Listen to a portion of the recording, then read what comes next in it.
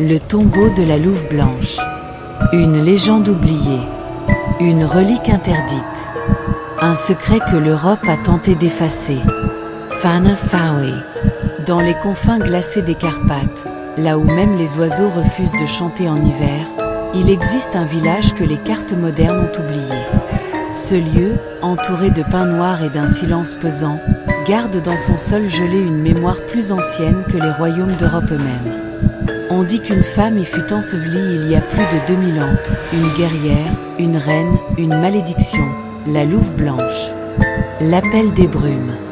L'histoire commence avec Elias Varga, historien de l'université de Cluj, spécialiste des mythes d'As. Sa vie basculait lentement dans la monotonie jusqu'au jour où un colis anonyme, sans expéditeur, lui parvint. À l'intérieur, une stèle de pierre gravée d'un symbole oublié. Un croissant inversé traversé par une lance, accompagné d'une note écrite en vieux latin. Celui qui réveillera la louve, déclenchera l'hiver du sang. Ce n'était pas une blague. Elias le savait. Son cœur s'emballa. Cette inscription n'était mentionnée que dans une unique chronique apocryphe du IIe siècle après Jésus-Christ, conservée au Vatican et scellée pour hérésie. Elle parlait d'une femme, mi-déesse, mi-humaine, capable d'absorber la rage des batailles et de la retransmettre à ses guerriers. Son nom, Lycaea Dracina, la louve blanche. Le voyage interdit.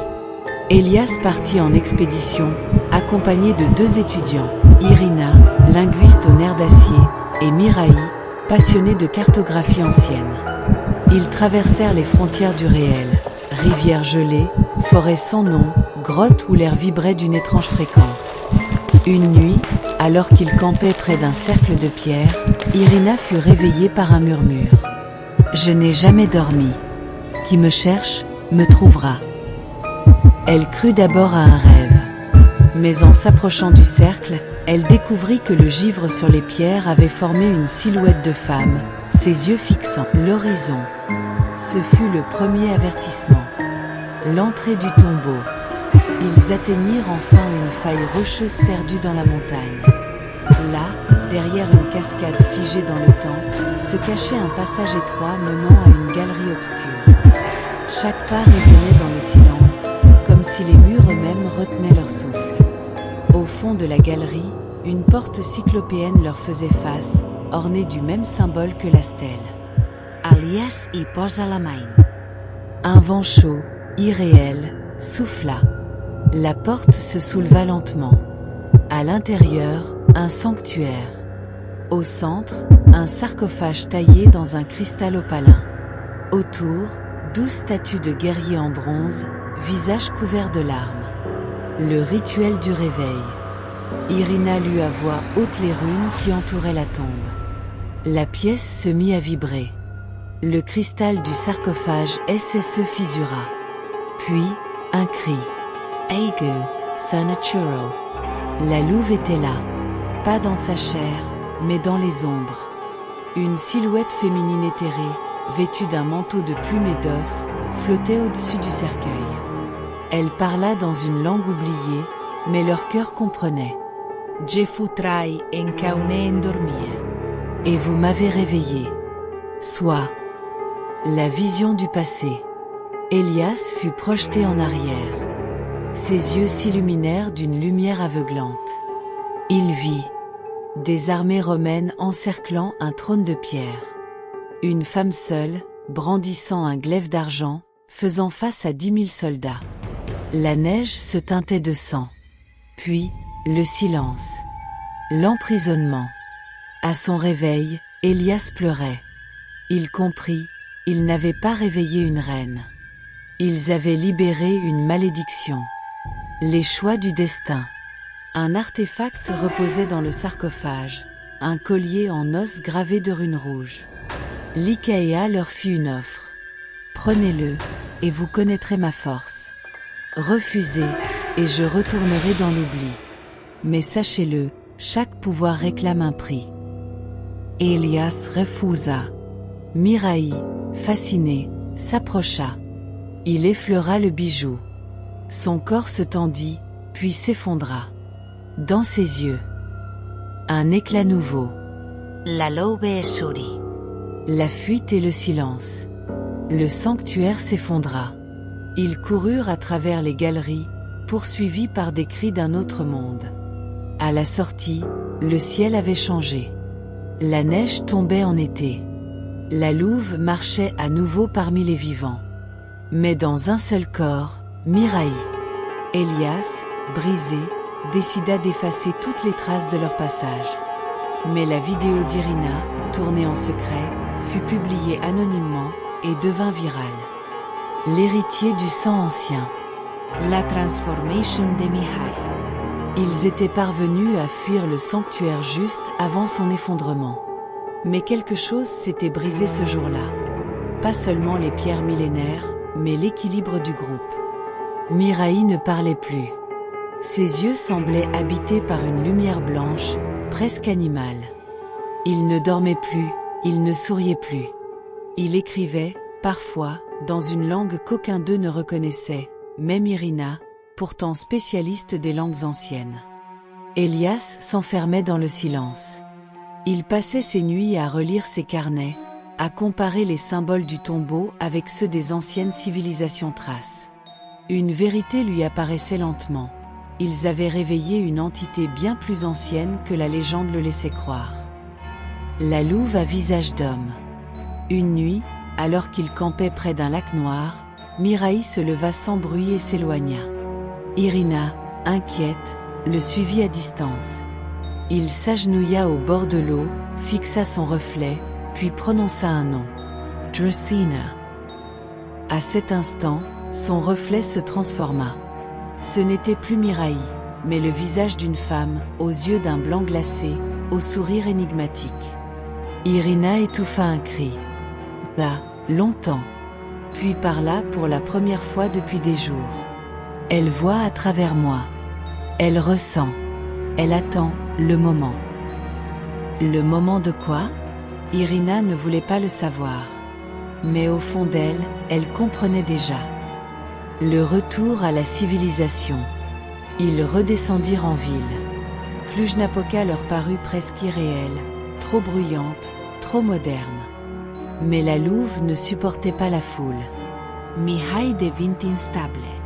Un jour, au marché, il entra dans une transe. Il frappa un inconnu qui l'avait bousculé, brisa son bras sans effort. On aurait dit qu'il ne l'avait même pas touché. Les vidéos de l'incident devinrent virales. Elias paniqua. Il savait que les autorités, ou pire, certains ordres secrets, allaient se mêler de cette affaire.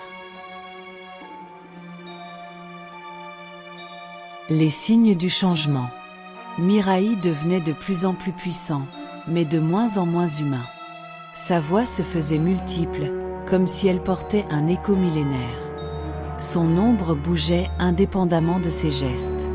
Il revaite velle. Parfois, il parlait en se grattant la peau comme pour en arracher quelque chose.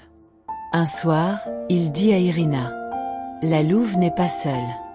Elle appelle les siens. Et il m'écoute. À ce moment précis, les animaux autour du campement s'enfuirent. Les bois se figèrent. 14. Le pacte des gardiens. Vanek proposa une solution radicale. Il faut refermer la porte. Revenir au sanctuaire. Utiliser le contre-saut. Enfermer la louve, ou Miraï devra mourir. Irina refusa. Elias hesitate. Miraï les écoutait. Alors il parla. Je suis plus que lui. Plus qu'elle. Je suis l'héritier. Et je refuse de disparaître. 15 l'atraque. Une course-poursuite s'engagea dans les montagnes, entre Elias, Irina, Vanek, et Miraï désormais fusionnés avec Lycaea Dracena. Ce n'était plus un homme. C'était un dieu ancien, à la peau translucide, aux yeux trop brillants. Mais il conservait quelque chose d'humain. Un souvenir. Un lien, Irina. Elle réussit à l'approcher, lui parler, le faire douter. Et au cœur de l'ancien sanctuaire, elle chanta une mélodie oubliée, la berceuse des Rendas. La Loube vacilla. Miraï se jeta dans le sarcophage. Et le tombeau se referma. Le chant du sang ancien. Le silence après le chaos.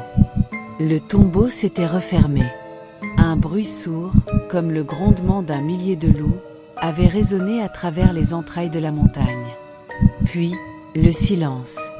Irina resta là, à genoux, les mains tremblantes, le front posé contre la dalle froide. Le chant qu'elle avait murmuré, cette berceuse oubliée, lui brûlait encore les lèvres. Elle avait vu dans les yeux de Miraï, juste avant la fermeture du tombeau, un fragment d'humanité, une larme peut-être. Ou un adieu. Vanek Esafandra, breeze. Nous avons trahi un dieu. Ou peut-être, l'avons-nous sauvé de lui-même. Le retour en ville. À Cluj, le quotidien reprit. Les rues résonnaient de klaxons, les cafés vibraient de conversations banales, et les journaux parlaient d'un mystérieux éboulement en montagne. Rien sur la Louve. Rien sur Miraï. Irina et Elias s'installèrent dans un petit appartement en périphérie. Ils ne parlaient plus beaucoup. Elias passait ses journées à archiver, documenter, rédiger un rapport qu'il n'oserait jamais publier. Trop dangereux. Trop immense. Irina, elle, rêvait. Chaque nuit, la voix de Miraï l'appelait dans une langue oubliée. Chaque matin, elle trouvait sur son miroir embué des symboles tracés à la main. Des mots d'un autre monde. Les veilleurs. Un soir d'hiver, alors qu'Elias revenait de l'université, il fut accosté par deux hommes en manteau long. Des regards froids. Des questions précises. Que savez-vous du rituel de l'Ikaea? Avez-vous trouvé l'artefact? L'héritier est-il encore vivant? Elias refusa de répondre. Ils lui laissèrent une carte, sans nom. Juste un symbole, un œil ouvert sur une lune noire. Vanek les reconnut immédiatement. Les veilleurs. Ils sont les gardiens de l'équilibre. Mais ils n'hésitent pas à tuer s'il le faut. Ils ne veulent pas que l'histoire sorte des tombeaux. L'éveil de l'ombre. Irina commença à changer. Discreetment. Elle parlait seule. Écrivait dans son sommeil. Ses yeux devenaient plus clairs, comme s'il buvait la lumière. Elias la surprit un matin dans la forêt, agenouillée, entourée de loups. Aucun ne bougeait. Il la regardait, docile. Devuse. Elle ne m'a pas quittée, murmura-t-elle. Elle est en moi, Elias. Mais je la comprends. Je ne suis pas possédée, je suis héritière, moi aussi. Le deuxième tombeau. Le professeur Vanek révéla alors une vérité qu'il avait eue jusque-là. Il existe un deuxième sanctuaire. Cette histoire vous a plu, abonnez-vous massivement pour qu'on puisse en produire encore plus.